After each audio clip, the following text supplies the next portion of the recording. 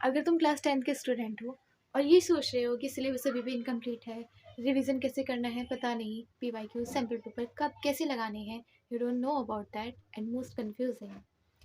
1 महीना रह गया है बस, एंड अब क्या कैसे करना है। I am Priya Yadav and I score 94% in my class 10 board exams last year. And if you're facing the problems earlier shown, then in this video I'll be telling अगर तुम्हारा सिलेबस कंप्लीट नहीं हुआ है तो तुम कैसे कर सकते हो। If you don't know syllabus complete होने के बाद अब रिवीजन कैसे करना है तो कैसे कर सकते हो। पीवाईक्यू सैम्पल पेपर्स कैसे लगाने हैं, I will be telling that. And देखो, एंड सबसे मेन पार्ट कि अब कैसे करना है। तो इफ़ यू थिंक कि टाइम कम है तो no, you are just confused and I will be giving that clarity. तो फर्स्ट ऑफ ऑल देखो, अगर तुम उन बच्चों में से हो जिनका सिलेबस पेंडिंग है तो सबसे पहले ये बात को समझो कि व्हाट डज सिलेबस कंप्लीट करना मीन्स। इट डजंट मीन कि आपको हर जो चैप्टर है ना वो 100% परफेक्टली आता है। No, it's not that. Syllabus complete करना मीन्स कि आपके जो सारे चैप्टर्स है वो एग्जाम रेडी हैं। एग्जाम रेडी क्या होता है? एग्जाम रेडी होता है कि हमें सारे कॉन्सेप्ट्स पता है, हमें सारे फॉर्मूलाज पता है, हमें पता है बेसिकली चैप्टर में है क्या। इट डजेंट मीन कि हमें एनसीईआरटी की लाइन टू लाइन याद है, नहीं। अगर वो चैप्टर 2 मार्क्स का आ रहा है और तुम्हें वो चैप्टर 20 पेजेस में याद है तो there is no use of it, क्योंकि 2 मार्क्स के लिए तुम 20 पेज को बिल्कुल अच्छे से याद कर रहे हो तो ओके, इट्स अ डम थिंग। तो ऐसा नहीं करना है।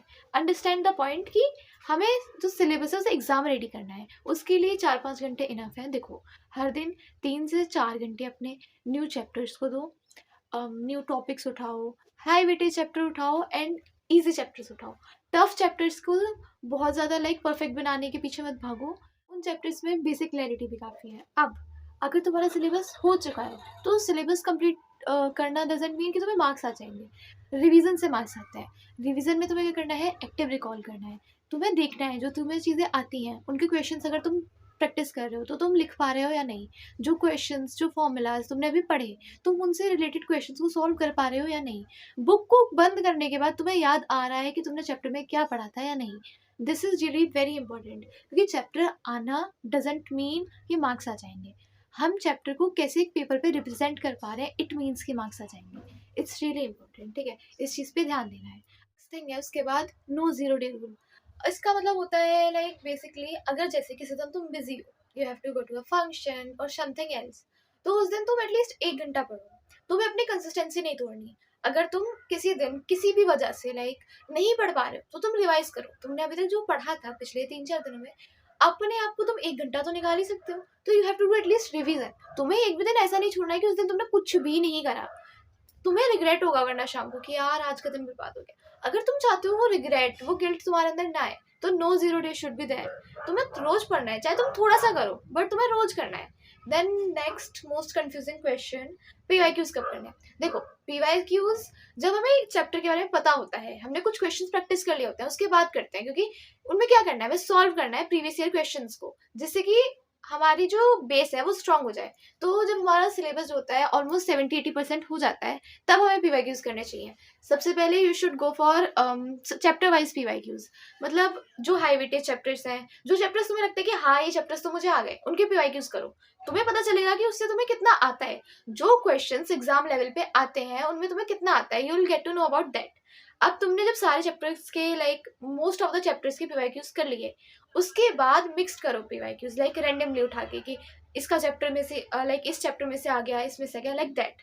जिससे कि तुम्हें पता चले तुम कॉन्ट्रास्ट में जब तुम्हारे पास क्वेश्चंस आएंगे तो तुम उन्हें सॉल्व कर पाओगे या नहीं। नेक्स्ट क्वेश्चन है सैम्पल पेपर। तो देखो, सैम्पल पेपर पीवाईक्यूज को सॉल्व करने के बाद लगाने चाहिए, क्योंकि उससे हमें पता हमारी ना प्रैक्टिस हो जाती है क्वेश्चंस की। क्योंकि सैम्पल पेपर में क्वेश्चंस टफ भी आ सकते हैं, इजी भी आ सकते हैं। तो फिर अगर हमारे सैम्पल पेपर में मार्क्स इन द स्टार्टिंग अगर अच्छा नहीं जाता है और मार्क्स बहुत अच्छे नहीं आ पाते हैं, तो हमें अंदर से लगता है कि यार मैंने तो तैयारी करी थी। तो वो जिससे कि तुम्हारा जो मोटिवेशन है वो कम ना हो, इस वजह से तुम्हें जो सैम्पल पेपर्स हैं वो आफ्टर पीवाईक्यूज लगाने चाहिए। सैम्पल पेपर्स कितने लगाने चाहिए? तो बहुत ज़्यादा सैम्पल पेपर्स लगाने की जरूरत नहीं है। तुम प्रीवियस 5 ईयर्स के सैम्पल पेपर लगाओ, दैट्स इनफ एक्चुअली। हाँ, तुम ये कर सकते हो कि तुम जैसे 5 तुमने प्रीवियस 5 ईयर्स के सैम्पल पेपर लगा लिए, तुम उससे भी प्रीवियस 10 ईयर्स के सैम्पल पेपर्स निकालो और उनके क्वेश्चंस को देखो कि तुम अपने दिमाग में आंसर बना पा रहे हो या नहीं। तुम क्वेश्चंस को देखो, जब तुम क्वेश्चंस देखोगे ना तो तुम्हें पता चलेगा कि यार ये क्वेश्चन मैं लिख सकता हूँ या नहीं। जैसे हमें क्वेश्चन पेपर देख के पता चल जाता है कि यार ये मुझे आता है और ये नहीं आता। तो तुम क्वेश्चंस को देखो जो उन सैम्पल पेपर्स में है, जो प्रीवियस ईयर पेपर्स में है, उन क्वेश्चंस को तुम देखोगे तो तुम्हें पता चल जाएगा कि अच्छा मेरे को इस टाइप के क्वेश्चन नहीं आते हैं। उस टाइप के क्वेश्चंस को प्रैक्टिस करो। वो जो क्वेश्चन है वो जिस चैप्टर में से है, वो जिस कॉन्सेप्ट में से है, उस कॉन्सेप्ट को सही करो। सैम्पल पेपर इस चीज में हेल्प करते हैं। सिर्फ सैम्पल पेपर लगाने से मार्क्स नहीं आते। You should know how to analyse it.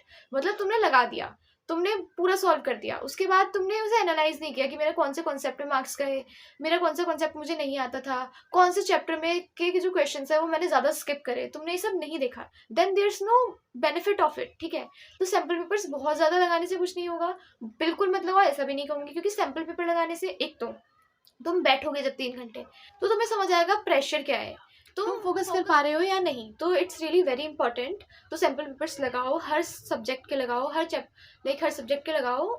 3-4 enough है, उन्हें लगाओ। उसके बाद एनालाइज करो जो चैप्टर्स तुम्हें लगता है कि हाँ इस चैप्टर्स के मैंने बहुत क्वेश्चन स्किप करे, उस चैप्टर को दोबारा से उठाओ, उस टाइप के क्वेश्चन प्रैक्टिस करो, PYQs लगाओ। इस तरह से करना चाहिए। देन है सब्जेक्ट वाइज स्ट्रेटेजी की बात करें तो देखो, मैथ्स में सबसे पहले सारे फॉर्मूलाज याद कर लो, सारे चैप्टर्स के फॉर्मूलाज आने चाहिए। तुम पेपर में अगर तुम्हें पता है ये क्वेश्चन मुझे नहीं आता पर इस चैप्टर का फॉर्मूला आता है, वो लिख कर आ जाओ, तुम्हें आधा मार्क्स तो मिलेगा। तो हमें कहीं भी मार्क्स नहीं छोड़ना है, पहले फॉर्मूला याद करो, उसके बाद सेम फॉर्मूला पे तुम पहले क्वेश्चन, नॉर्मल क्वेश्चन की प्रैक्टिस करो। उसके बाद प्रीवियस ईयर पेपर्स में देखोगे किस टाइप के क्वेश्चंस आते हैं, रिपीट किस तरह के क्वेश्चंस होते हैं, उन तरह के क्वेश्चंस को, लाइक सिमिलर क्वेश्चंस को प्रैक्टिस करो। सबसे पहले तो सबसे मेन एनसीईआरटी है। बहुत ज्यादा तुम्हें RD शर्मा, RS अग्रवाल पे अब नहीं भागना है। हाँ, कुछ क्वेश्चंस ऐसे होते हैं जो गिवन होते हैं कि हाँ ये क्वेश्चन इस टाइप के आते हैं, उस टाइप के क्वेश्चंस पे तुम प्रैक्टिस कर सकते हो। एनसीईआरटी और NCERT exemplar I think enough होती है। मैंने एग्जाम्पलर भी नहीं करी थी, मैंने सिर्फ एनसीईआरटी ही करी थी और शायद वो भी पूरी नहीं करी थी। मैंने तो पर्सनली क्वेश्चन रटे थे। तो ओके, इससे हट के मैथ्स में I just tell you, I suggest you, तुम एनसीईआरटी को अच्छे से कर लो और सैम्पल पेपर PYQs जितने कर सकते हो। मैंने PYQs करे थे बहुत, तो PYQs ज्यादा से ज्यादा प्रैक्टिस करो कि हाँ इस टाइप के क्वेश्चन आते हैं। साइंस में कॉन्सेप्ट बहुत मेन है। कॉन्सेप्ट की क्लैरिटी तुम्हें है कि भाई इसका मतलब ये होता है, ये है, तो तुम कर लोगे, तुम कुछ तो लिख के आओगे, तुम कॉन्सेप्ट भी समझ आके आ जाओगे ना तो तुम्हें मार्क्स मिल जाएगा। डायग्राम्स अच्छे से रट लो भाई, डायग्राम 1-2 तो आ ही जाते हैं, तो वहाँ मार्क्स फ्री के है ना, तुम्हें सिर्फ एक डायग्राम ही तो याद करना है, तो उसे कर लो। SST की बताऊं तो देखो, SST रटने से नहीं होगा, SST is all about story. सबसे पहले तुम्हें पता होना चाहिए कि चैप्टर में क्या है, किसकी कहानी क्या है भाई, कहानी चल क्या रही है। कहानी 2 बेसिस पे चलती है, एक चलती है आइडियोलॉजी बेसिस पे और एक मेन स्टोरी लाइन में। तुम्हें दोनों तरह से पता होना चाहिए कि हाँ इसमें ये आइडियोलॉजी थी, मतलब लोगों की थिंकिंग ये थी, और उस थिंकिंग की वजह से लोग क्या एक्शंस कर रहे थे, तुम्हें वो पता होना चाहिए। तो SST रटने से तो नहीं होगा। SST इज अ सब्जेक्ट, तुम्हें पहले पता होना चाहिए कि उसमें क्या है, फिर तुम उसे रिप्रेजेंट कैसे कर रहे हो। SST और इंग्लिश दोनों सब्जेक्ट ऐसे होते हैं जिसमें सबसे पहले तो तुम्हारी पेपर प्रेजेंटेशन बहुत मैटर करती है। मतलब तुम प्रेजेंट क्या करके आए हो, तुम्हें जो आता था, तुम्हें जो स्टोरी पता थी, तुम उसे कैसे लिख के आए हो। मतलब तुम्हें पता है कि राजा और रानी ये है, बट तुम उन्हें बता के क्या आए हो, तुम उनकी कैरेक्टरिस्टिक्स बता के आए हो कि नहीं कि राजा ऐसा था, रानी ऐसी दिखती थी। तो दैट्स रियली इंपॉर्टेंट। तुम पेपर प्रेजेंट कैसे करते हो, तुम्हारे जो आंसर्स होने चाहिए SST में एकदम neat and clear, point two point होने चाहिए। तुम्हें बिल्कुल बहुत एग्जेजरेट नहीं करना, तुम्हें बताना है कि हाँ ये मेन था। SST में कीवर्ड्स और हेडलाइंस ही बहुत इंपॉर्टेंट होती है। कुछ कुछ वर्ड्स रट लो, सिर्फ डायरेक्ट रट लो कि भाई इस चैप्टर में ये वाला कीवर्ड बहुत अच्छा है, ये बड़ा सा वर्ड है, इसे याद कर लो। तुम एग्जाम में पेपर में लिख कर आओगे और हाईलाइट कर दोगे ना, तुम्हें मार्क्स मिल जाएगा। तो इट्स इंपॉर्टेंट। SST और इंग्लिश के लिए मैं दोनों में यही सजेस्ट करूंगी, पहले कहानियां देखो, समरी देखो चैप्टर की, तुम्हें पता चल गया क्या है, उसके बाद तुम उसको लिखो, पेपर पे लिख के देखो। SST इंग्लिश के लिए पेपर पे प्रैक्टिस करना बहुत इंपॉर्टेंट है।